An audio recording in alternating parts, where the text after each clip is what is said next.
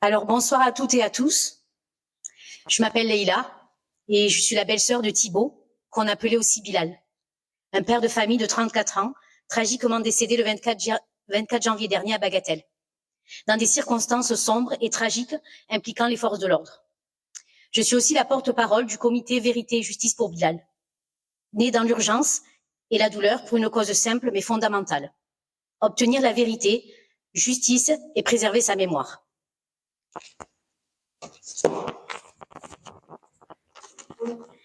Selon de nombreux témoignages, Bilal aurait perdu le contrôle en étant frappé par un policier municipal qui procédait à un contrôle routier indépendant sur un rond-point très fréquenté sur le marché de la Faorette.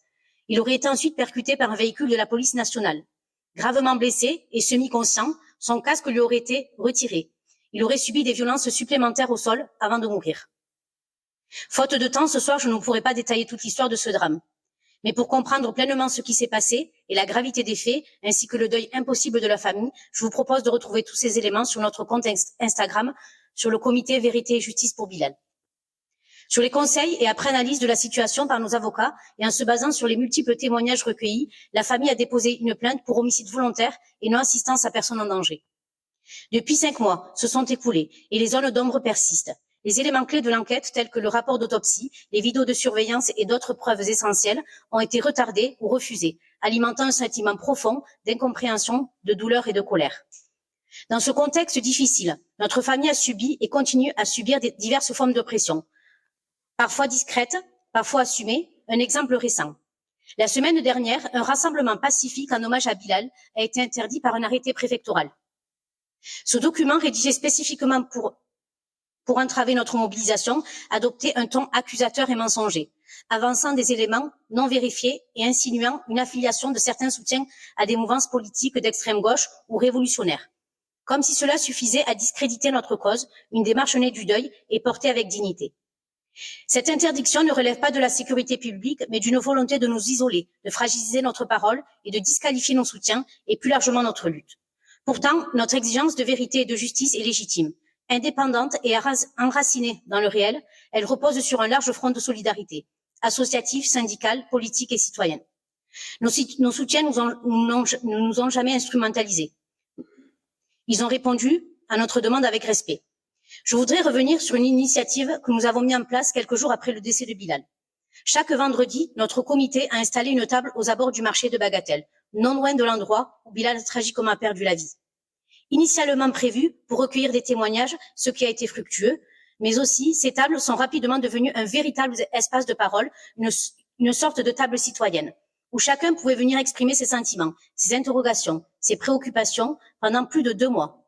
Des habitants sont venus spontanément à notre rencontre pour évoquer leur vécu quotidien.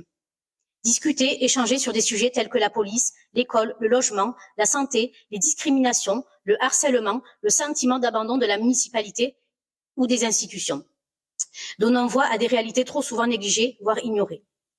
Nous n'avions ni le sentiment d'avoir le rôle, ni les outils, ni la formation nécessaire pour le faire ou pour gérer une telle situation.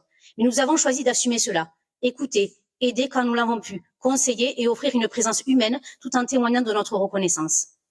Cependant, cette démarche profondément humaine a été perçue une nouvelle fois comme une menace.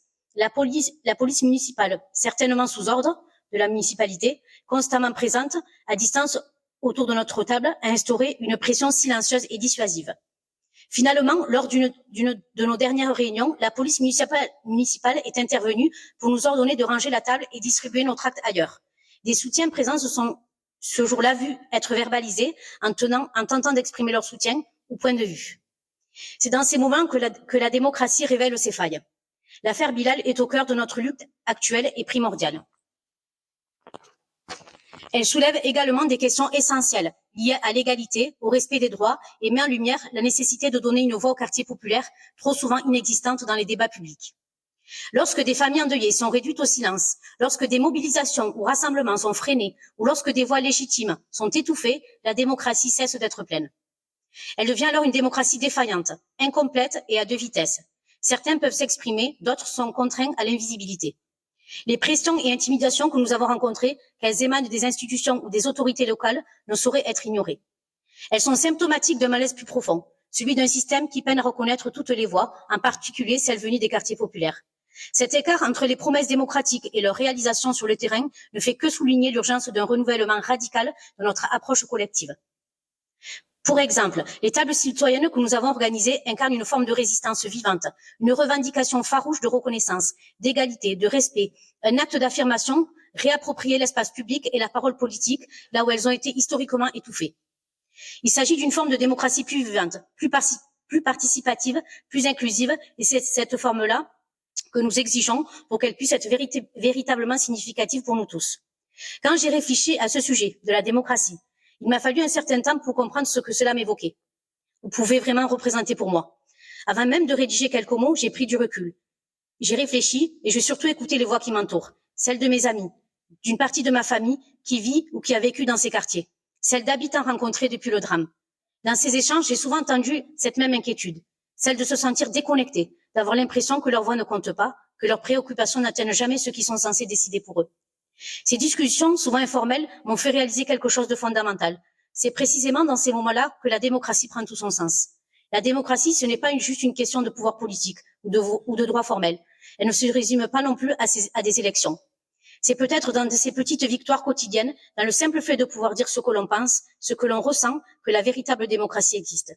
C'est là que la parole, la nôtre, devient un outil puissant de changement, même si elle n'atteint jamais les grandes scènes médiatiques. Chaque voix a un poids. Même si elle secoue, même si elle dérange. Reprendre la parole, c'est déjà une manière de reprendre du pouvoir. La démocratie n'est pas un acquis, mais un combat permanent d'idées. Elle est un bien commun fragile qu'il nous faut constamment défendre et renouveler. Ce combat ne s'arrêtera pas là, car il ne s'agit pas simplement de résister à l'injustice, mais de transformer cette résistance en un engagement pour une société plus juste, plus humaine et plus solidaire. Merci à vous.